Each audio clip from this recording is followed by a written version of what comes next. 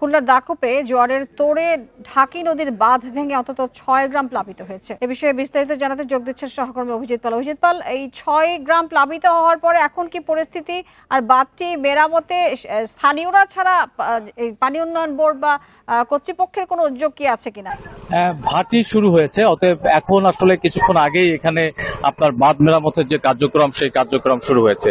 এই কার্যক্রমে যেমন স্থানীয়রা স্বেচ্ছাসেবী হিসেবে কাজ করছেন, পাশাপাশি পানি উন্নয়ন বোর্ড কাজ করছে। কিছুক্ষণ আগে এখানে অবশ্য সেনাবাহিনীর সদস্যরা এসেছেন, তারা পানি উন্নয়ন বোর্ডের কর্মকর্তাদের সঙ্গে কথা বলছেন। আর পানি উন্নয়ন বোর্ড যেটি বলছে, তারা আসলে এখন মূলত আসলে এখানে জিও ব্যাগ দিয়ে এবং জিও ব্যাগের ভিতরে বালি ভরে টিউব তৈরি করে এই পানি বন্ধের চেষ্টা করছেন। এরপরে আসলে রিং বাঁধ তৈরির কাজ হবে এবং তারপরে মূল বাঁধের যে মেরামত সেই মেরামতের কাজটি চলবে। তবে মঙ্গলবার ভাঙনের পরে ইতিমধ্যে 4টি জোয়ার ভাটা হয়েছে এবং 4টি জোয়ারের পানি আসলে লোকালয়ে প্রবেশ করেছে, যার কারণে বটবনিয়া সহ এই দাকপের তিলডাঙ্গা ইউনিয়নের প্রায় 6টি গ্রাম প্লাবিত হয়েছে এবং সহস্রাধিক পরিবার এখন পানিবন্দী এবং প্লাবিত হয়ে গেছে প্রায় 300 হেক্টর কৃষি জমি, যার মধ্যে সবজি ক্ষেত রয়েছে, আমনের ক্ষেত রয়েছে এবং মৎস্য খামারও রয়েছে। আপনি দেখতে পাচ্ছেন যে এখন আমরা যেখানটায় দাঁড়িয়ে আছি এই জায়গাটাতেই মূলত আসলে পানি ভেঙে লোকালয়ে প্রবেশ করেছে। ভাটি শুরু হওয়ার কারণে পানির স্রোত এখন কমে গেছে।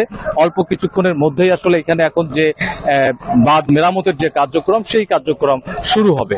আমরা যদি একটু দেখানোর চেষ্টা করি আপনার মাধ্যমে দর্শকদেরকে যে এখানে সেনাবাহিনীর সদস্যরা এসেছেন এবং তারা পানি উন্নয়ন বোর্ডের কর্মকর্তাদের সঙ্গে এই সংস্কারের বিষয় নিয়ে কথা বলছেন। জিও ব্যাগের প্রস্তুতি চলছে এবং জিও ব্যাগ দিয়ে বালি ভরে টিউব তৈরি করে এই পানি বন্ধের এবং বাঁধ আপাতত মেরামত করার জন্য যে কার্যক্রম সেই কার্যক্রম চলছে।